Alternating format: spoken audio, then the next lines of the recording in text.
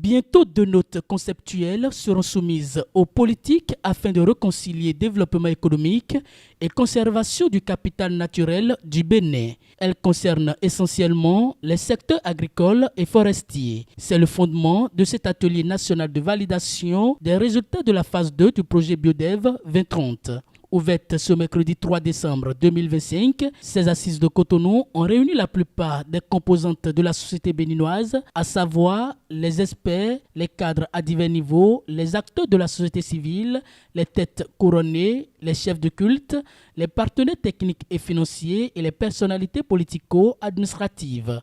Au cours de cette phase du projet BioDev 2030, je puis noter que la collaboration avec le ministère du cadre de vie et des transports en charge du développement durable a permis d'appréhender autrement les voies de renforcement de la cohérence entre les politiques sectorielles et les enjeux de conservation avec les réalités endogènes, les attentes des acteurs et les impératifs du développement durable. C'est pourquoi dans ce projet qui s'achève et comme partout d'ailleurs, nous ne ménageons aucun effort pour accomplir à hauteur de nos capacités cette noble mission que la République nous a confiée. C'est dans cet élan d'esprit que nous avons travaillé de concert avec l'Union internationale pour la conservation de la nature pour permettre d'avoir ce jour les résultats qui seront soumis dans quelques instants à votre appréciation. Ces résultats de la phase 2 du projet BioDev 2030, qui feront objet de débat au cours des 2 jours que va durer cet atelier, sont le fruit de travail rigoureux fondé sur une approche scientifique solide. Elle est appuyée par un diagnostic sectoriel approfondi dans l'agriculture et dans la foresterie et par des instruments de politique publique. Ces résultats traduisent une dynamique collective vers une meilleure prise en compte de la biodiversité dans les décisions publiques et privées, en conformité avec les ambitions du cadre mondial de la biodiversité de Camille Montréal et en conformité avec les objectifs béninois de conservation de la biodiversité et du capital naturel pour la nature et pour les hommes. L'AFD est très honorée d'avoir pu accompagner techniquement et financièrement ce processus-là.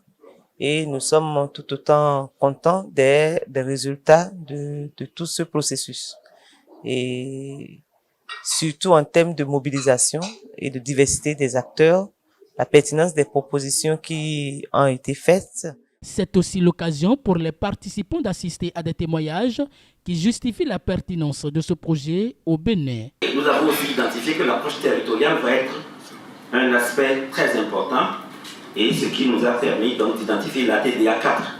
C'est sur la TDA 4 qu'il faut agir si nous voulons vraiment être efficaces en termes donc de perte, d'arrêt de perte de la biodiversité au niveau du Bénin. Ces résultats, c'est des mines d'or qu'on vous remet aujourd'hui. On va le valider, on vous les remet aujourd'hui pour que les secteurs qui constituent les grandes menaces pour la biodiversité, à savoir l'utilisation massive de pesticides, la monoculture, etc., la déforestation soit corrigée. Pour rappel, le projet BioDev 2030 est financé par l'Agence française de développement AFD dans 15 pays pilotes. Sa mise en œuvre au Bénin et dans 7 autres pays est assurée par l'Union internationale pour la conservation de la nature, UCN. Il vise en général à intégrer la biodiversité dans les politiques de développement.